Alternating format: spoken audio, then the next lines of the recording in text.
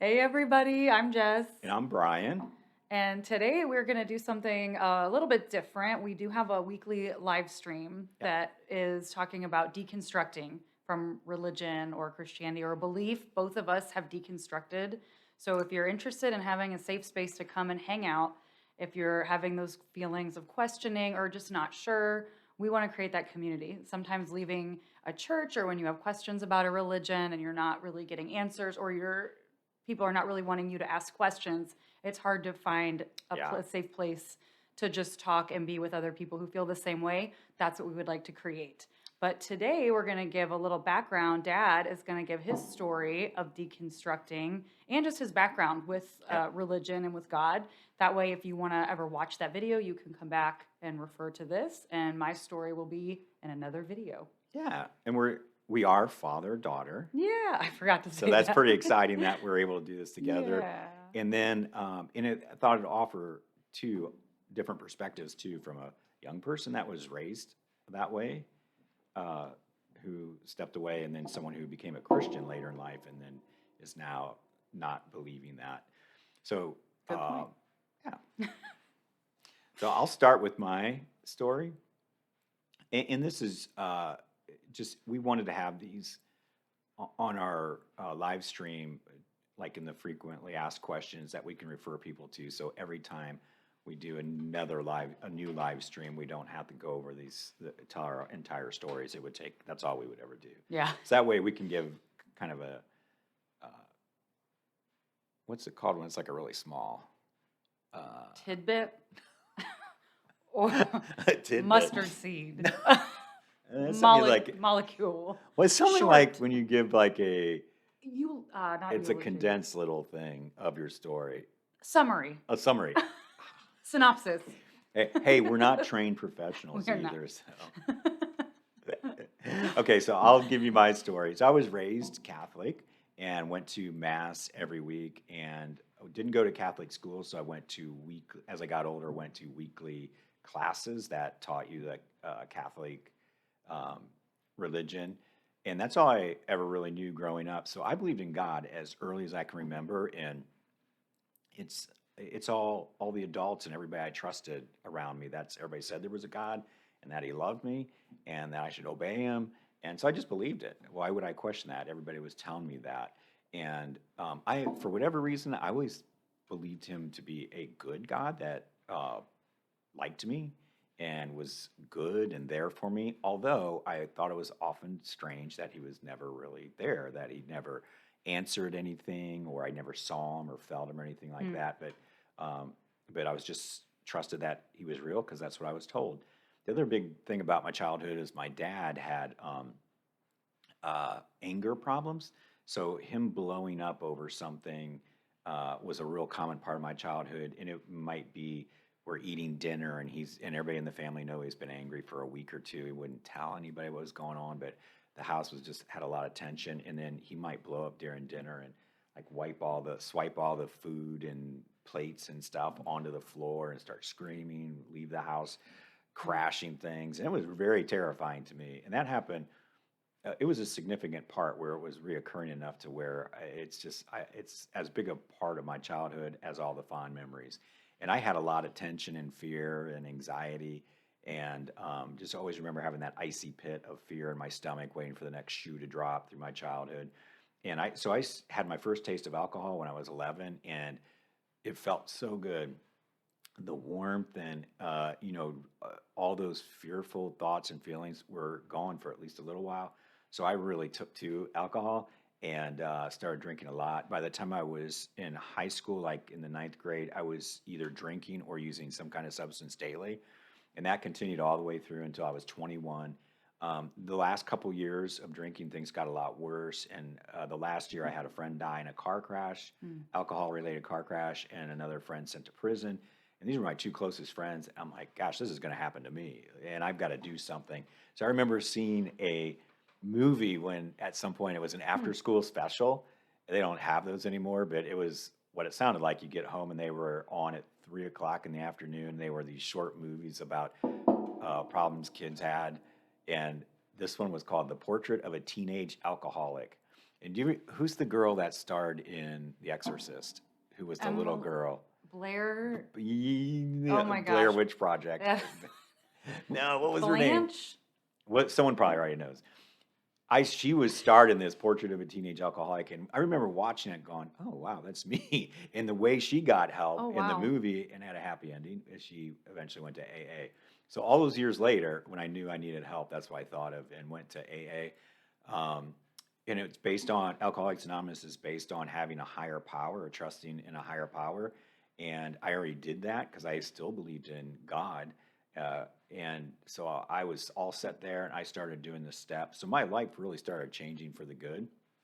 And met mom there, my wife. Aw. And we've been married 35 years, over 35 years, and still just a great relationship. We're super close, very good friends, love her, awesome Yeah. lady. And we Aw. had Jessica at that time while we're still in AA, and my son was on the way. And we started thinking, gosh, we really ought to get plugged into church. We were just doing AA and had no idea about like different churches. I assumed they're probably all like Catholic church. And a friend of ours was a couple a little older than us, had children, super nice family.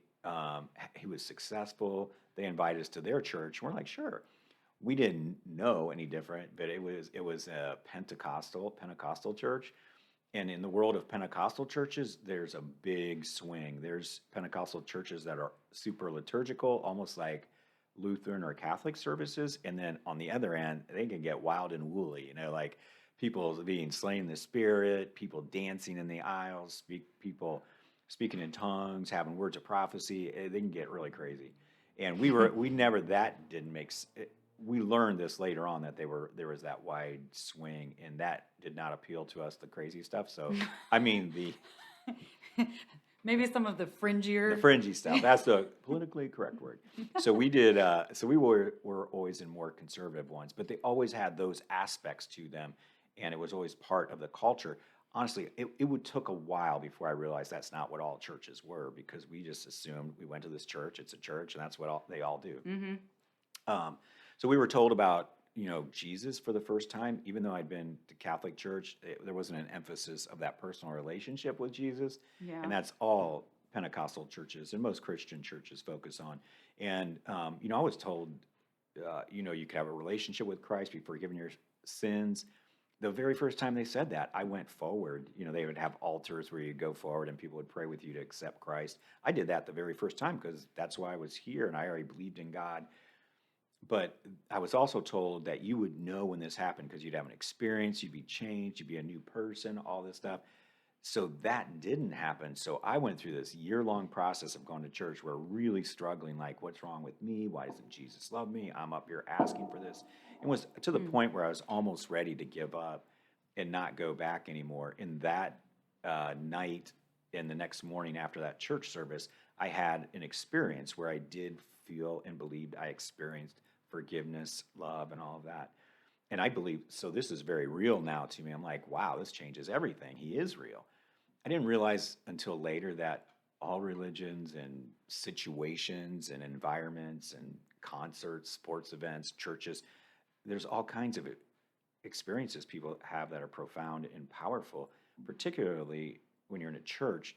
Everything in the church is designed to create that experience, from the way the cadence of the service, how the music that's played, the keys of the music that are played in the songs when they're doing those altar calls, having everybody start singing those repetitive verses. It's all set up to have an experience. And Like an emotional reaction of yeah, some. Yeah. and same, a lot of other religions, people have experiences, so that can't make something true. But I didn't know that at the time. And I'm like, Sure. wow, this happened. I am a changed person. Jesus is real. And I was told all the time that the Bible is God's word in this church, that it's inerrant, there's no mistakes, contradictions, that it's an amazing story of 40 different authors through all parts of the world writing this continuous theme that all leads up to Jesus, and how miraculous all that was. And when I accepted Christ, I was reading the Bible, but now I'm like, wow, I did experience this. He is real. I'm Sure. like, I'm so excited that we have this book that I can now read. It's going to tell me how all this happened and everything I need to know. And I started reading it, and I was really shocked to find that it doesn't say anything in the Old Testament, not once, about Jesus. They're predicting this Messiah, Jesus, to come. It never once mentions him. And the prophecies that do mention him, that are mentioned in the New Testament, which was written after, so the prophecies they're using information that's already taken place. So not super something you can really Yeah. trust in because they're writing after the fact. And I went back and I just could not find it. And I started having I couldn't find where it mentioned Jesus. And how did, how does all this work? And things didn't seem real continual. They seem real fragmented. And then I Hmm. found things that just really shocked me, like God demanding nations to be wiped out, all the firstborn in Egypt to be killed, all the kids, the flood of being, God killing the entire nation, the entire world of people that he created, like because they were sinners, but that was all set up by Adam and Eve in the garden where there was the ability to sin that he created. And then the punishment for sin he created. And then we've got to somehow be responsible for that. It just did not make sense. So I had all kinds of questions. I was always asking questions, reading apologist books, not realizing they were Christian apologists, so everything was slanted a certain way, but they just didn't make sense. But I had this experience, and I'm like, it must be true. And I got the standard answers, God's ways are above our ways. If we understood, we would be God. Which really contradicted the concept of having an all-loving God who wanted to reveal himself and have relationship, but it's too confusing to understand. Yeah. It just didn't make sense. But I trusted it, and I did believe, and I wanted what I experienced, and I wanted the community.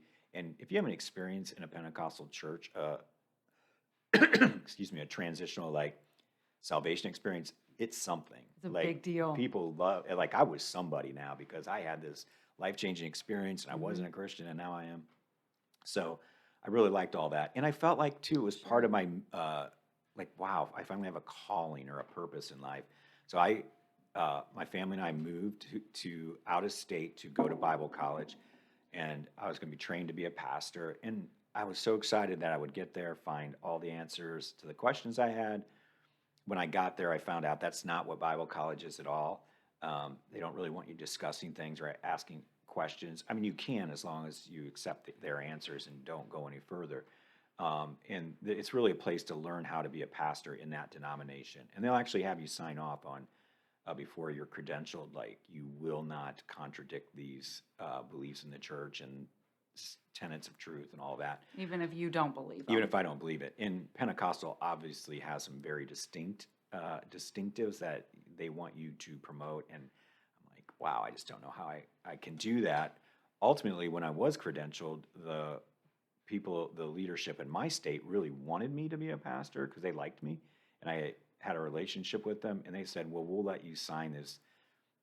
Just promise that you won't ever teach against it. You don't have to teach them these things you disagree with, but you just can't ever teach against Hmm. them. And I thought, like, that's really weird. Like, That is how weird. would you let someone do that? But besides all Hmm. that, when I was at Bible college, I did find out as I got into recovery and AA that I did have some issues that were caused maybe the way I was born, maybe hereditary, or maybe caused by my own drinking and stuff. But I had pretty strong anxiety disorder and depression. And it was really starting to impact me at Bible college, even though I was doing it extremely well in all my classes and ministries and with my family and all that. Hmm. I just started to, I think, uh, crash. It was so much going on. And I ended up coming back to Ohio. And at that time, I just didn't have like, I didn't want to stop being a Christian because that's all I knew. And this is way before the internet, all of that. My whole community and friends and my kids' friends was church related. So we relocated in state, and I went back to my regular job and did that for the next 20 plus years. And we stayed very involved in churches, and it was really our social circle and our kids' social circle.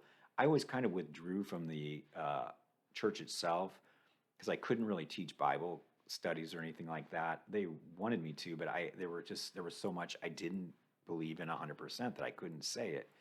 And Hmm. it was always the same answers when I would ask people. They were fine to talk about it as long as I would believe what they were saying. If I continued to push it or something, you could tell it just wasn't going to work. And why would it? That's churches are for people that believe all that. And It makes so, sense. so gosh, move on almost to my 50s now. Jessica started attending a church that she thought my wife and I would really like, and asked, said, "Hey, check this out." Really liked the culture of the church. They were reaching unchurched people that you typically wouldn't see in church, and it was a younger pastor. So we started attending there, getting involved. Before long, they had asked me to sit in to some leadership meetings and stuff like that. Eventually, they asked me if I'd be interested in coming on staff as one of the pastors. And my wife and I talked it all through, and I'm like, finally, maybe this is it. I know I've Yeah. struggled a lot all these years with understanding, but maybe this is what God did all this for. This is my destiny. I'm going to be part of this new church that's reaching all these people. And it did. It grew really quick and everything. Yeah. And I stepped away from my career, became the pastor. Within a few years, I realized it just wasn't for me. Because now that I'm a pastor, people really put a lot of weight into what I said and Hmm. believed. And I wasn't allowed to, I couldn't say what I really thought about a lot of things and some of the challenges in scripture. And is there another way to see this? And can all this be true? And really realized it's not fair for anyone for me to be there because I just can't say this stuff. And when I stepped away from there, now, that was 7 years ago. I hadn't been back to church since, except my wife and I tried several churches to we should really be connected somewhere. We don't have any social life, but I had just now really started deconstructing. For a long time, I was just afraid to really look at it because I was afraid of what I would find out and Yeah. that this wasn't true. If these things I thought and suspected really led to where I thought they would, I'm like, "Oh, what would that mean?" I Yeah. remember the first time thinking, what if there's not a God? Yeah. And this is all just what cultures have always done was made gods for various reasons. And it was those kind of thoughts that just really shook me. But I wanted to know what was true. And so I started reading more, listening to podcasts. There's all kinds of the internet was a big factor because for the first time now, I was hearing scholarly people. One of the big programs early on was Unbelievable with Justin Brierley and from the UK, and they would have weekly debates where it was two scholars from the Christian side and non-believing side. And unfortunately, listening to these long enough, I'm like, these non-believers had stronger factual cases than the believers did. It was Hmm. always, well, you got to believe, or come down to, well, God's ways are above our ways, and who are we to question? Same thing. And then, a couple years ago, and then so at this point now, really questioning all my faith, is this even true? And then 2 years ago is when I think the deconstruction zone uh, live stream started, and I started listening to that. And a super knowledgeable guy about the Hebrew scriptures, and then had all kinds of guests on that were very trained and could speak Greek, Hebrew, and it just all the answers now. Well, the first thing that really struck me is he is saying all of the things and noticing all the things that I've been looking at for 30 years and trying to get answers for Yeah. that didn't seem right. But he had gone through and gotten his bachelor's and his master's in Old Testament and really knew the language and the culture and all that. And he was now saying the scholarship agrees with him. So I started looking into that more, and it's true. Who believes the people that still believe what I was taught are apologists, which may or may not be scholars, but if they are, a lot of times they've gone to the same kind of college as I did, where they're not teaching you to think on your own and get to whether this is true or not. They're teaching you how to come up with the right answers and how to explain it. And, it was then in that time I'm starting to realize I'm no longer a Christian. So where I Hmm. landed and where I'm at now, and it is a process. There's still a part of me that wishes it was all true because of the things it does promise, but there's also a lot of the things it says that I can't believe is true, like God would condone slavery, child brides, child slavery, uh, uh, murder, and just punishing people who didn't deserve it. The whole fall thing just does not make sense. The garden, the flood, hell, how you could be eternally punished for the thing you were created to do, which is sin according to the Bible. Yeah. And not if you're it's not whether I'm good or bad, it's whether I believe in the Bible and Christianity and Christ according to the Bible. And if I can't believe that, my mind just won't allow me to based on the book that I'm given. I would be punished for infinity for that. Just doesn't make sense that a loving God would do that. And I don't think that's why I don't think that God is real. It just does not make sense. It sounds more like people, 3 to 4,000 years ago, 2,000 years ago, trying to figure God out, and it's what they thought. Hmm. And we've just grown and learned so much more since then. So that's what we want to create the live stream for, is a place for if you're going through that same process. And I would call myself atheist towards, is there a God that I know? I just don't believe there is one that I know of. So I'd be atheistic in that way, and agnostic, though, still in the not, do I know for sure there isn't? Absolutely not. So I'm open to evidence and open to um, anything that evidence that people can share that would, sway me and make me believe that to be true. So we're here for those who are in that process and struggling. It's a tough process. Hmm. It's gut wrenching. It's disorienting. Kind of lonely. And if you've been in it for a long time, some people respond to it in different ways. I mean, people have gotten to the point where they're thinking of like unaliving themselves because the turmoil, the mental and emotional turmoil is that strong when you're deconverting from something that you've just been taught and thought was true, and it's a worldview and it's foundational, and then you start to realize it's not. It can really be disruptive. You do get past that, Hmm. so we want to encourage you with that, but it's a tough process. So we want to be here for that. Yeah. Yep. We're here for you all. So that's the end of my story, and then we'll go ahead and get Jess's on video, and we look forward to seeing you on the live stream. Yes. Thanks.